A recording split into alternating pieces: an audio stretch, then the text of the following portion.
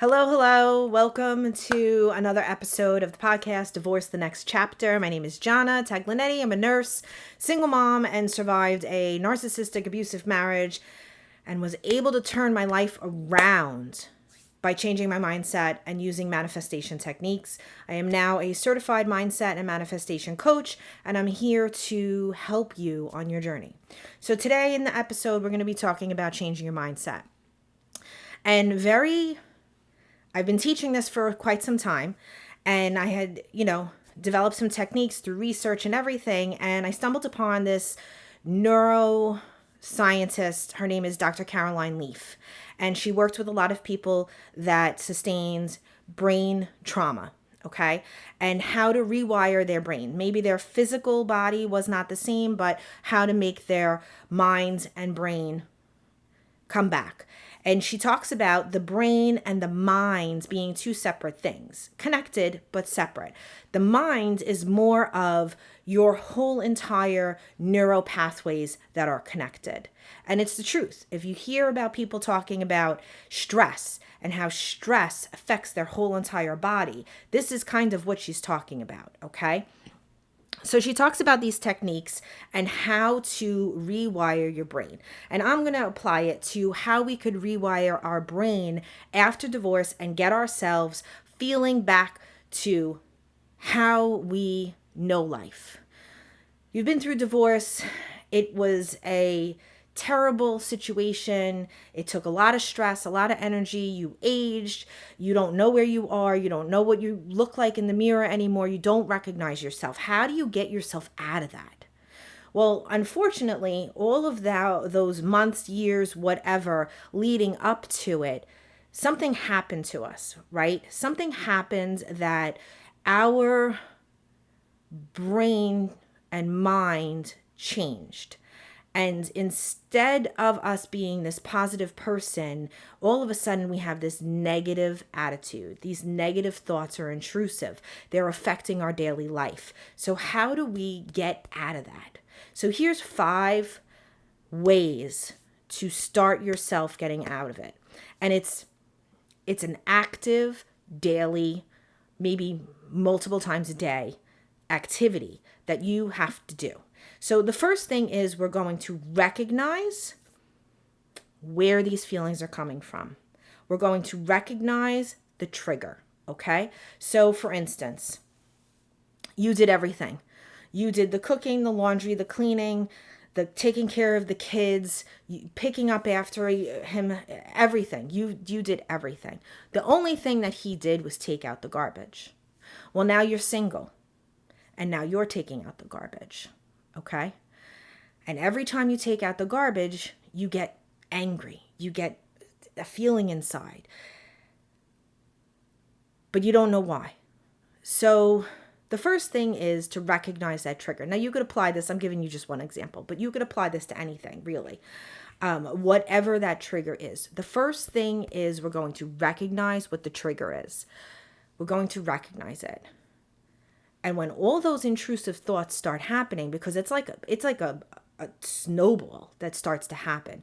One thing triggers you, and all of a sudden, all the thoughts and all the crazy starts. I can't do this. I'm not worthy of this. Why did I do this? Right? You are going to say, stop. Out loud, just like that. Stop. You're going to signal to your brain and your mind, we're going to stop. And then we're going to recognize what we're feeling. So number 2 is recognizing what you're feeling. Okay? I feel angry. I feel sad. I'm mad. We're going to recognize the feeling that is attached to that trigger. Okay? And you have to recognize the feeling, because that's really what's driving it. That's really what's taking you from everything was great, everything was calm, and then you took the garbage out, and oh my God, the world is falling around me, right? The sky's falling, and everything's bad. Why? You had a great day. You're doing everything you need to do. So we're going to recognize the trigger. So first, we're going to recognize the trigger. Second, we're going to recognize the feeling attached to that trigger. Third, we're going to say stop. We're going to signal ourselves to stop that pattern. Okay? Before your mind starts racing, before you start getting into craziness, before you start telling yourself how terrible you are, because you're not, we're going to say stop. We're going to recognize the stop. And whatever you have to do, if you have to stop, you have to wiggle your fingers, you have to wiggle your toes, we're going to get that mind out of that cycle. Okay? Number 4, we're going to reframe the thoughts. We're going to reframe those thoughts that you're telling yourself. Whatever it is. I can't do this. I'm so angry. Why does it have to be like this? Now, this sounds really corny and really cheesy because we're going to use it in the garbage, right? Instead of being so mad that you're now taking out the garbage, you are going to say, I am grateful that I am taking out this garbage. I am grateful that I am able to take out this garbage. It is so easy to take out the garbage. Because truth of the matter is, you could take out the garbage. You were doing everything else, right? So why is that a trigger for you? Because it was something that he was doing. That was his job. So you kind of got to get yourself out of that cycle, because so what? You could take out the garbage and you're going to be grateful for it. Because if you put a positive spin on whatever that negative thing is, then your brain is going to start focusing on the positive. Okay? So whatever it is, you get a text message and it's, we need to talk.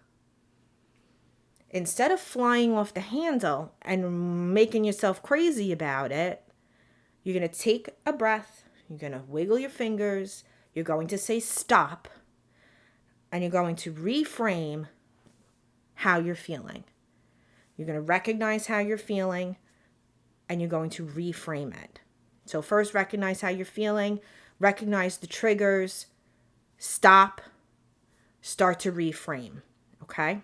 Start to reframe whatever it is, reframe the sentence. I can do this. I am worthy. I am glad to take out the garbage. It is giving me peace. I have peace now. It is not difficult. It is easy for me. Reframe. We're going to change those negative thoughts and flip them into the positive, okay? And then we're going to be mindful. We're going to continue on. And every time you recognize that you're starting, you feel it. You feel that anxiety building. You don't know what your mind starts racing and you're not sure what's going on. You're going to say stop. We're going to be mindful of the triggers that are happening. We're going to be mindful of what your triggers are, because the only way to correct it and the only way to flip the script is to recognize what's happening in the first place. Okay? And this is all tied into science. Everybody thinks it's, woo-woo, frou-frou. No, it's really not. This Dr. Caroline Leaf, spent over 40 years in this field. And she's narrowed it down. And if a neuroscientist is saying that this is proof positive, you can do this, then you know what? It's proof positive, you can do it. And you could apply it to any part of your life. Any part of your life that is a trigger for you, has held trauma for you, has not allowed you to move forward in your life. This is something that can get you moving forward. So you want to feel happy. You want to feel energized. You want to go through life being excited for new things, for new relationships, for new finding yourself. But sometimes the negative is holding us back and we have to release it. So recognize what the triggers are. Recognize the feelings that you're having attached to those triggers. Out loud, say to yourself, stop, and reframe what you're saying. Be mindful of what other triggers are. And it's a daily process. It might be more than one time. But after a while, when you start reframing what you need to be reframing, when you start to taking the negative thoughts and flipping them into positive, your brain starts to focus and try to validate the positive. So when you're saying all the time to yourself all these negative things, you're telling your mind, you're telling your brain, you're telling your spirit that it needs to validate that. So it's going to look for every single instance in order to validate it for you. Okay? But if you start focusing on the positive, if you start focusing on flipping that script, all of a sudden your mind, your brain, your spirit starts to look for things to validate what you're telling it. And then all of a sudden, after practicing it and after being mindful and after working on it on a daily basis, and even multi-times a day, your brain starts to focus on the positive. And all of a sudden, those negatives start to melt away. Okay? So it's a process. You could do it. I have full faith if I could do it, then you could do it. So, I've been through it. I get where you are. And I promise you that there is a light. And it all starts within yourself. It all starts with your mindset and how to change it. Because even today, things trigger me. And I'm 5 years out. There are certain things that just trigger me. I'll give you an example, okay? So back in April, I was in Las Vegas. And I was in Las Vegas. It was my daughter's last tournament she was ever going to have for college. And that within itself was a whole entire thing, okay? That was very emotional for me, and there's a lot of reasons why it was emotional. Not just because it was her last ever college tournament, and that was the end of her collegiate bowling career. But I'll get into that in a second. Let me tell you why Vegas was a trigger for me. So Vegas is a trigger for me because when I turned 30, 20 years ago, I wanted to go to Vegas. I was with my now ex-husband. My oldest daughter, who's 21, was an infant. She was a toddler. And I didn't want to have a party. I just wanted to go to Vegas. I had never been there before. And I was like, let's go to Vegas for a couple of days. It was like 4 days. And I booked the flight. The Wynn Hotel was a brand new hotel. And I'm like, it's my 30th birthday. I'm going all out. I paid for everything. I paid for the flights. I paid for the hotel. Paid for everything. The dinner. It was my birthday weekend. So I booked the restaurant in the Wynn Hotel that had like this crazy hologram show like in the middle of dinner. I made sure we had a table next to the hologram show. Like I set everything up for myself because it was my birthday and I'm set everything for myself. Okay, so now we're at dinner and everything's going great, okay? And I'm dressed nicely. He's dressed nicely. I have on these long dangly earrings. Okay, we're at the table and he was saying like, oh, let me see your earring. Let me see your earring. So he takes the earring out of my ear and puts it in his ear. Now, first of all, I'm a nurse. I'm a germaphobe. Okay. That instantly grossed me out. And I was like, what are you doing? Why Why are you putting your ear, And I was like, ha ha ha, very funny, very funny. Give me back my earring now. And it turned into this whole entire fight that basically, in true narcissist fashion, flipped it around. Why am I acting like this? Why am I doing this? And I'm sitting at the table and I'm like, what? Like, just give me my earring back. What is the big deal? Like, haha, very funny. I'm in an outfit. I'm all dressed. It's my birthday. Okay. He excuses himself from the table. I think he's going to the bathroom. I didn't know where he was going. Almost 2 hours go by, and I'm sitting at the table by myself on my birthday. Okay? My 30th birthday. 2 hours go by. He finally comes back to the table. Okay? And pay the bill and whatever. And that was, I think that was like the second day into the trip. That just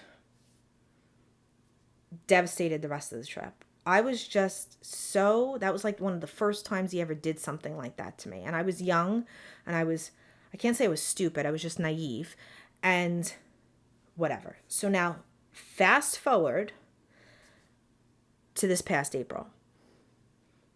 I forgot about that. I totally forgot about that. Okay.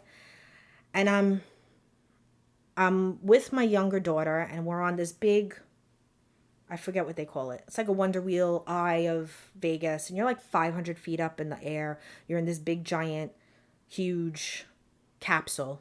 Okay. And you're going up and you see everything. And it's absolutely stunning. If you ever get to go, it's absolutely stunning. You see the whole entire Vegas all lit up. Go at night. Okay. And we're going up and I was already sad because the tournament did not go the way that we wanted it to. Really nothing worked out the way that we wanted it to. And it was just already devastating to have it to be the end of the collegiate career, but it was double devastating because it did not end the way we envisioned it ending. So now my older daughter is with her friends. I'm with my youngest daughter. And we're on this big giant wheel. And I was just so upset. And I was so sad. And then it dawns on me.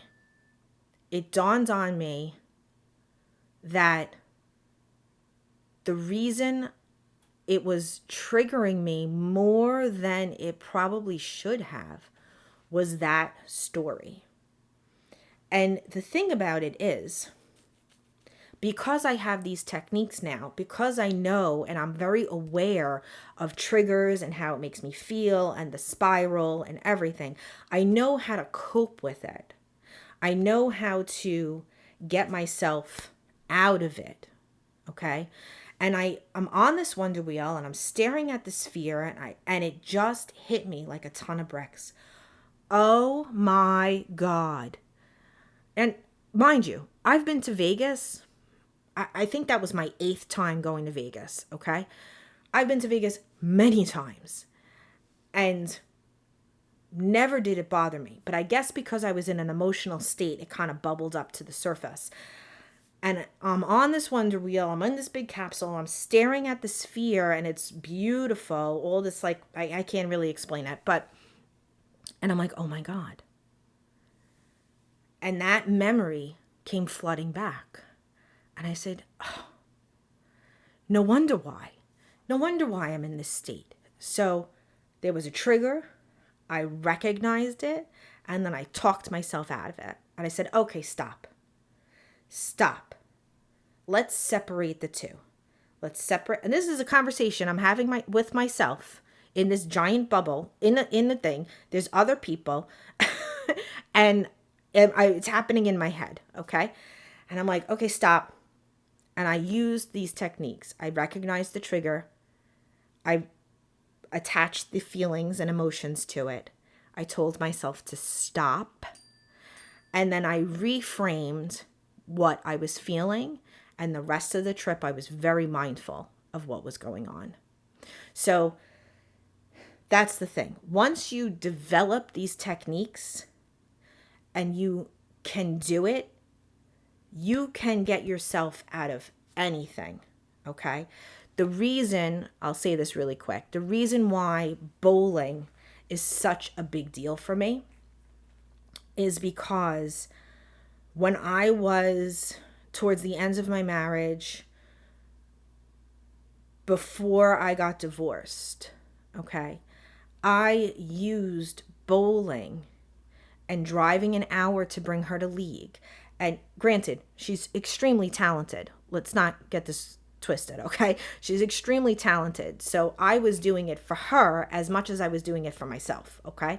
But I was doing it for her to develop her talent, to get in front of coaches, to do all of these things so she could have a college career and go to an NCAA Division I women's bowling team on scholarship. I knew what the end goal was. And now we're talking, she wasn't even driving yet. So she was probably like 13, 14, 15 when I started doing this. And I would take her to these tournaments in Pennsylvania, which was like 3 hours away. I would be gone all weekend, or I would be gone the majority of the day. When I took her on Fridays to Howell Lanes in New Jersey, it would take me an hour and 15 minutes to get there. We would do 3 hours of league. And on the way home, I would stop at the diner because he was working nights at the time. And I was extending my hours so that when I got home, he wasn't there. Bowling was an escape for me. That's how I dealt with it at the time. So the end of her college career, all of those emotions, everything that was happening. And then for me to have this realization of why Vegas was such a trigger for me. The difference is I have these skills. I have these coping mechanisms. I know how to get myself out of it. So that's what I'm telling you. I have been where you are. I have been where you are. And we can get out of it. We're going to change the mindset. We're going to do this reframing. We're going to get you out of this. So, in the comments, comment to me what you want to be released. Comment to me what you want off your chest. Comment to me what your trigger is. And we're going to work through it. We're going to get you out of it. Okay? I hope you find this podcast helpful. Follow me on Instagram and Facebook at The Divorce, The Next Chapter. And I'll see you soon. I'll see you next week. Have a great day.